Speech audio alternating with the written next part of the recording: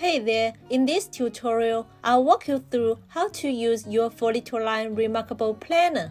I'll show you how to use the planner on my reMarkable Paper Pro. If you are using reMarkable 2, that's absolutely fine. You'll still get the idea of how to use it. First, let me show you how to navigate the planner. To start with, make sure you always use your fingertip to tap the links when navigating the planner. Here's the professional version of our reMarkable planners. On the index page, you can go to the productivity templates such as my meetings and my projects. If you've got the all-in-one version, you can go to all the lifestyle templates such as finance and wellness on the index page.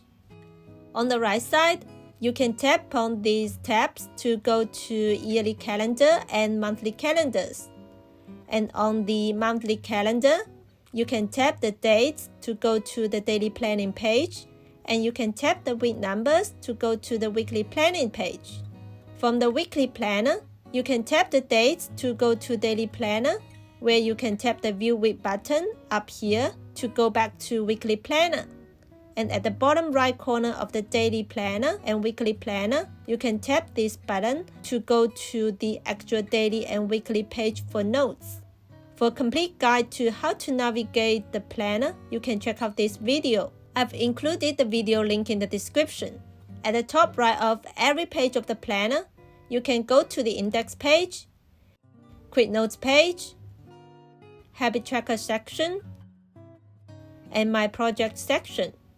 An important tip on improving the visual appearance of the planner is to set the increased contrast to adaptive. By default, it's set to this option, just in case somehow your setting is not like this. Next, I'll give you some examples on how to use the planner. Here's the daily planner page. On the left side, I can block out my day by the hour like so. At the top right, I'd write down my 3 top priorities for the day, and below that is a simple checklist where I can keep track of smaller tasks. I just check them off as I go. Now, if I need more space, I can jump over to the daily notes page. This is a blank canvas I can use however I like.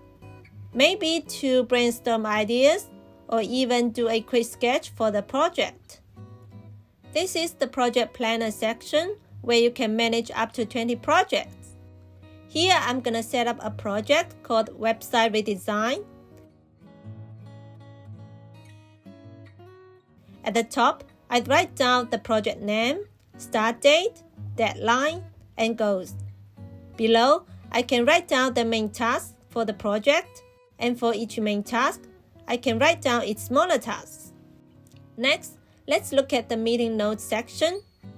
The planner gives you space for 30 meeting notes. Here's an example. Client kickoff meeting for the website redesign. I'd write down the date, time, and who attended. Below, I can write down the important notes about the meeting. And on the right side, I can capture action items like so. Next, let me show you how to duplicate a template in the planner.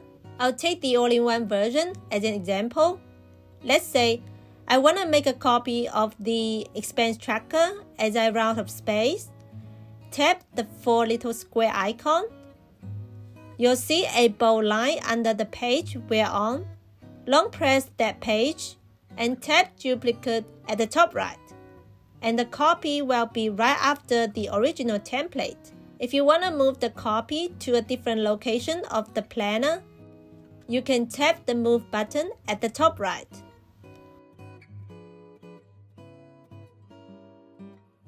Also, deleting the page is basically the same steps.